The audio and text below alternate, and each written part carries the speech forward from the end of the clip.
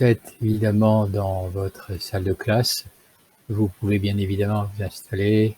Vous pouvez ouvrir OneNote, qui est un logiciel assez complet qui vous permet de communiquer de multiples manières, évidemment en écran partagé. Voici OneNote. Tout le monde le connaît peut-être déjà. C'est un logiciel ancien, mais il est toujours efficace.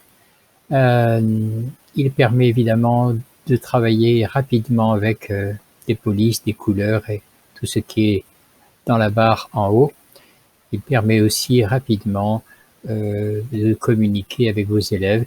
Vous parlez et le logiciel écrit facilement, en couleur ou pas.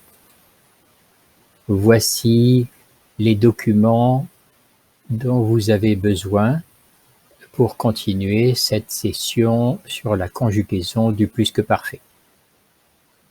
La totalité va être enregistrée. Ici, un ensemble dédié au subjonctif avec des explications en français par Max. Si vous cliquez sur Max,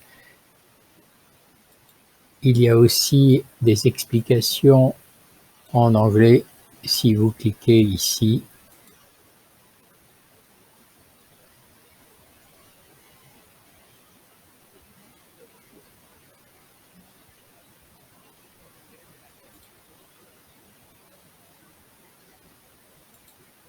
et ensuite vous avez aussi la possibilité d'écouter une explication en espagnol pour nos apprenants qui ont une langue maternelle hispanique. Marcello introduit, mais ensuite vous avez à cliquer sur les 3 ou 4 exemples.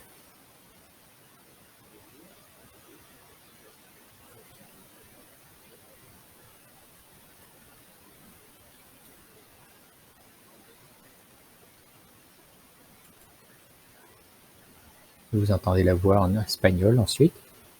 Il y a une petite nouveauté, c'est possible de faire un travail sur la découverte des outils de la phrase et particulièrement pour les niveaux A et B. Bien sûr qu'il y a un robot qui est introduit, mais contre le mur, vous avez un exercice. Il suffit de cliquer sur ce mur.